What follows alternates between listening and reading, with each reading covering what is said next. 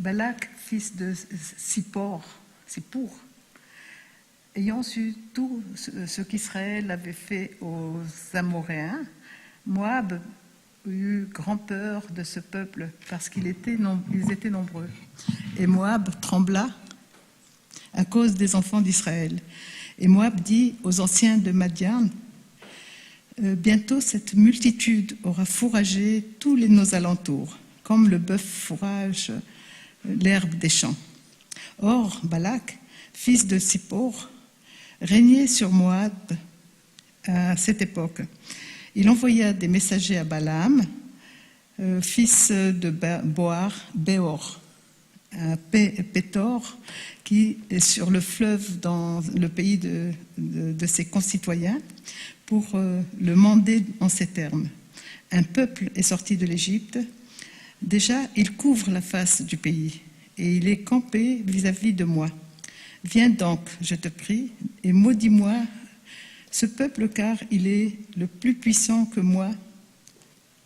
Peut-être parviendrai-je à le vaincre et le repousserai-je du pays. Car je le sais, celui que tu bénis est béni, et celui que tu maudis est maudit. Les anciens de Moab et ceux de Madian partirent munis des honoraires et de la divination, et arrivés chez Balaam, lui transmirent les paroles de Balak.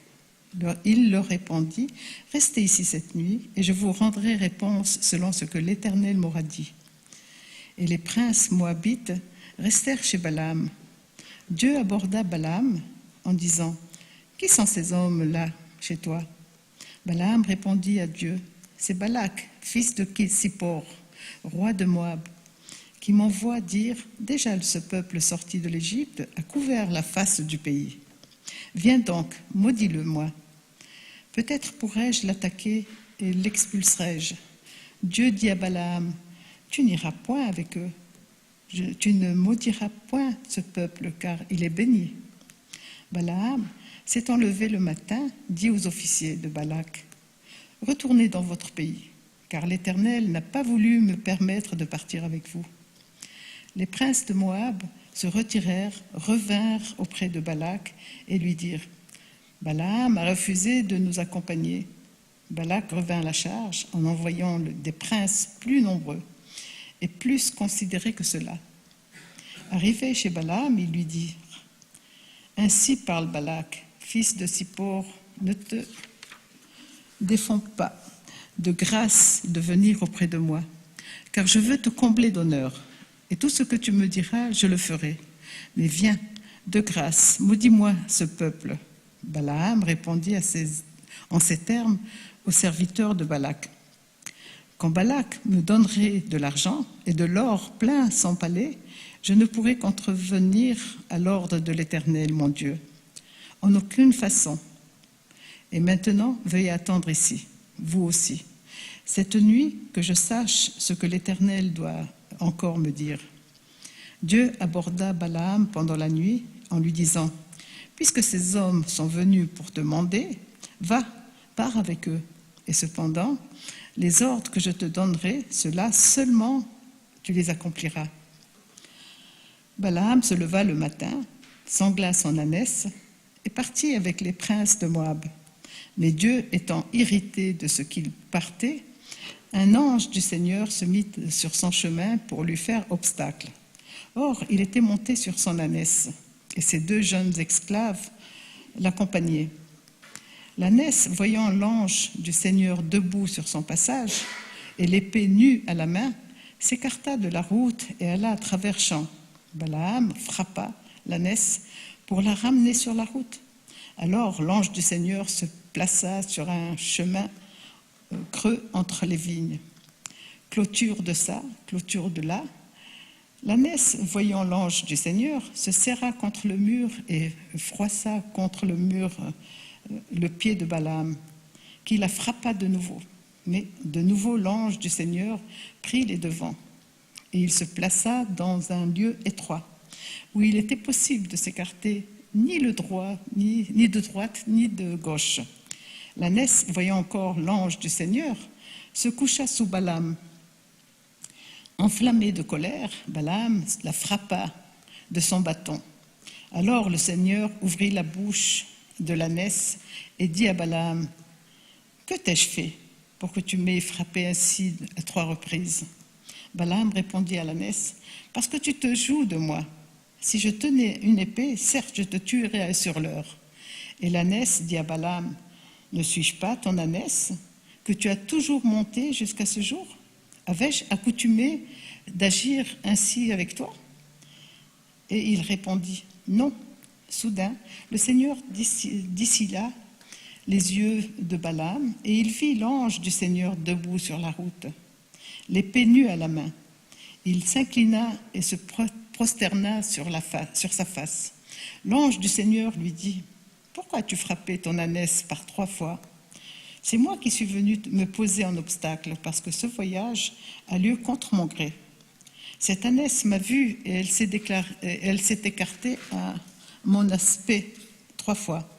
Si elle ne s'était pas écartée devant moi, assurément je t'aurais fait mourir, tandis que je l'aurais laissé vivre. » Balaam répondit à l'ange du Seigneur, « J'ai péché parce que je ne savais pas que tu fusses posté devant moi sur le chemin. Et maintenant, si cela te déplaît, je me retournerai. » Mais l'ange du Seigneur dit à Balaam, « Va avec ces hommes, et cependant, la parole que je te dicterai, celle-là seule tu la diras. » Et Balaam poursuivit sa route avec les officiers de Balak. Balak, ayant appris que Balaam venait, alla le recevoir à Ir-Moab, qui est sur la limite de l'Arnon, au point extrême de la frontière. Et Balak dit à Balaam, « Ne t'avais-je pas appelé par un premier message?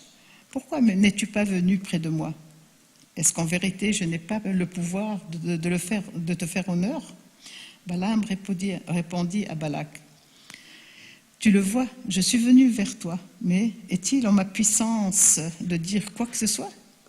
La parole que Dieu mettra dans ma bouche, c'est celle-là que je dois dire. » Balaam fit route avec Balak, et ils arrivèrent à Kiriath, au Hukot. Balak immola bœuf et brebis, dont il envoya des parts à Balaam et aux officiers qui l'accompagnaient. Et le matin venu, Balak alla prendre Balaam et le conduisit sur les hauteurs de Baal, d'où il vit jusqu'aux dernières lignes du peuple.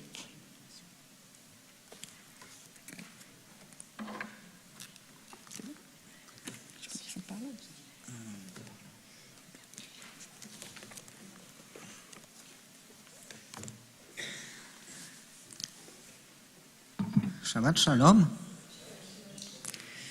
Donc, dans le passage que Mira vient de nous lire, nous découvrons le prophète Balaam, qui est donc un prophète des nations, qui n'appartient pas au peuple hébreu, et qui a été chargé par le roi Balak de maudire le peuple d'Israël, qui fait très peur aux peuples alentours. Alors, entre Balaam et Moïse, on peut trouver quelques points communs. On a certains commentaires qui disent que Balaam était l'équivalent de Moïse pour les nations du monde. Autrement dit, ils avaient la même espèce de puissance prophétique. Ils ont un autre point commun, c'est que dans la paracha précédente, Moïse a frappé le rocher, et dans notre paracha, Balaam frappe l'ânesse, et pour tous les deux, de frapper quelqu'un ou quelque chose, ça ne réussit pas. Nous avons vu la semaine dernière que Moïse, après avoir frappé le rocher pour qu'il donne de l'eau, au lieu de lui parler gentiment, comme l'avait demandé l'Éternel, ne rentrera pas en terre promise, d'avoir ainsi fait preuve de violence pour obtenir ce qui était nécessaire. Et ici, dans notre paracha, on peut être assez choqué de la manière dont Balaam traite son ânesse en la frappant à chaque fois qu'elle s'écarte du chemin, sans se demander pourquoi son ânesse s'écarte du chemin ou se serre contre le mur ou arrête d'avancer. En effet, plutôt que de simplement se poser la question, de se dire « Tiens, c'est bizarre, mon ânesse d'habitude ne fait pas de problème, elle avance tranquillement, et là aujourd'hui, elle n'arrête pas de dévier du chemin, c'est qu'il y a quelque chose de bizarre et que je devrais regarder un peu mieux autour de moi ou me poser des questions. » Au lieu de ça, il frappe son ânesse sans se poser plus de questions. Ça peut faire penser à des situations où parfois il y a certains comportements d'autrui qu'on ne comprend pas, et au lieu d'essayer de s'expliquer avec la personne ou d'essayer de creuser la situation, de se dire tiens, cette situation est bizarre, qu'est-ce que ça cache, qu'y a-t-il derrière ou autour, eh bien on va répondre par une sanction ou par la violence ou par une parole dure parfois et qui sera injuste parce qu'elle ne prendra pas en compte finalement le contexte de la situation. Ce qui peut arriver parfois avec des enfants qu'on va punir peut-être un peu trop rapidement sans trop explorer pourquoi l'enfant a tel ou tel comportement qui peut sembler à première vue un peu problématique. Et ceci d'autant plus que l'ânesse dit elle-même à Balaam que, après tout, jamais elle ne se comporte ainsi d'habitude. Ainsi, peut-être notre paracha nous incite-t-elle à être plus attentifs à notre environnement. En effet, nous voyons que l'ânesse voit l'ange de l'Éternel qui se dresse devant Balaam pour montrer sa désapprobation par rapport à cette expédition qu'il est en train de mener. Balaam, lui, ne voit rien. Mais est-ce qu'il ne voit rien parce qu'il ne peut pas voir ou parce qu'il ne cherche même pas à voir? J'ai l'impression que c'est plutôt la deuxième solution. C'est comme les examens médicaux où parfois, si on ne sait pas ce qu'on cherche, on peut passer à côté de ce qu'il faut voir. Alors que quand on cherche quelque chose, alors on le voit. En effet, Balaam voit l'ange à un moment précis. C'est quand l'ânesse se met à parler et lui dit « Mais enfin, je ne suis pas comme ça d'habitude, n'est-ce pas ?» Et qu'il reconnaît « Oui, c'est vrai, d'habitude ce n'est pas comme ça. » Et c'est au moment où il reconnaît que la situation est inhabituelle que le déclic se fait et que l'Éternel lui permet de voir l'ange qu'il ne pouvait pas voir tant qu'il restait focalisé sur sa route sans vouloir voir autre chose que sa propre pensée. Ensuite, on peut se poser une autre question, c'est que ce n'est pas courant les ânes qui parlent, a priori. Je ne sais pas combien de fois un âne que vous ayez rencontré vous a dit bonjour, comment ça va, et a engagé la conversation, mais à part dans Shrek, les dessins animés, je pense que ça n'arrive pas. Et donc, pourtant, Balaam semble trouver ça tout à fait normal que son ânesse, tout d'un coup, se mette à lui parler. Et on peut se demander pourquoi l'Éternel, à ce moment précis, a-t-il fait parler l'ânesse? Pourquoi tout d'un coup cet âne a-t-il été doté de parole? Peut-être avez-vous une idée à ce sujet? Alors moi j'en ai eu quelques-unes.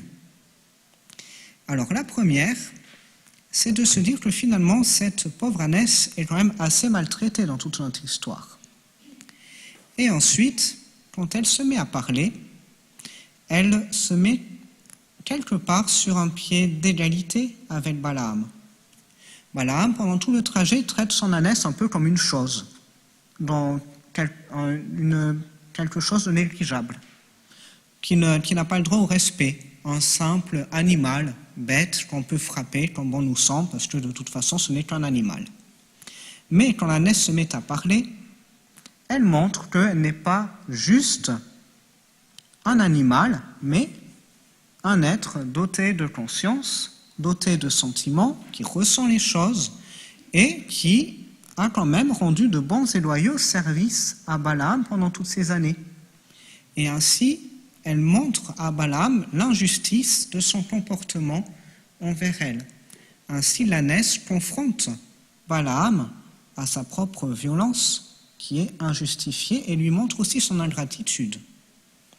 Ainsi, si l'ânesse se met à parler, c'est peut-être pour nous dire que les gens qui parfois peuvent être méprisés ou envers qui on va faire preuve d'ingratitude, qu'on ne va pas suffisamment respecter, un jour ou l'autre vont avoir la parole et vont nous confronter à nos manquements, à nos injustices, à notre ingratitude. Et ainsi, peut-être qu'un message est de faire bien attention à ne mépriser personne, car tout le monde a une conscience, des sentiments et peut, un jour ou l'autre, nous confronter. Une deuxième idée que j'ai eue, c'est que, ensuite, plus bas dans le passage, lorsque Balaam s'adresse à Balak, il lui précise que la seule chose qu'il pourra dire, c'est ce que l'Éternel mettra dans sa bouche. Autrement dit, Balaam n'est pas vraiment maître des prophéties qu'il va pouvoir dire, des bénédictions ou malédictions qu'il va proférer. C'est l'Éternel qui va mettre les paroles dans sa bouche. De la même manière que l'Éternel a fait parler l'ânesse et donc a aussi mis des paroles dans la bouche de l'ânesse. Ce qui met là aussi Balaam et l'ânesse sur un plan d'égalité, mais où Balaam se retrouve au même niveau que l'ânesse. Comme pour dire, tu te crois puissant, tu es un grand prophète, un roi te sollicite et te promet de grandes richesses, mais finalement, tu n'es pas plus que l'animal que tu frappais il y a encore un instant. Peut-être pour nous rappeler justement aussi à une certaine humilité, de ne pas penser que parce que nous sommes des êtres humains, nous avons forcément plus de pouvoir que toutes ces autres créatures qui peuplent ce monde. Ainsi donc, notre paracha, grâce à la parole de l'ânesse, nous incite peut-être à ne pas suivre l'exemple de Balaam et au contraire à faire attention à notre environnement et à toutes ces personnes et aux créatures qui nous entourent. Et pour terminer, avant de poursuivre l'office, je pense aussi avoir une pensée pour les otages qui restent toujours à Gaza, et aussi une pensée pour toutes les personnes qui sont actuellement malades ou dans la détresse ou la souffrance au sein de la communauté dans son ensemble. Et nous allons pouvoir passer aux annonces. Shabbat Shalom.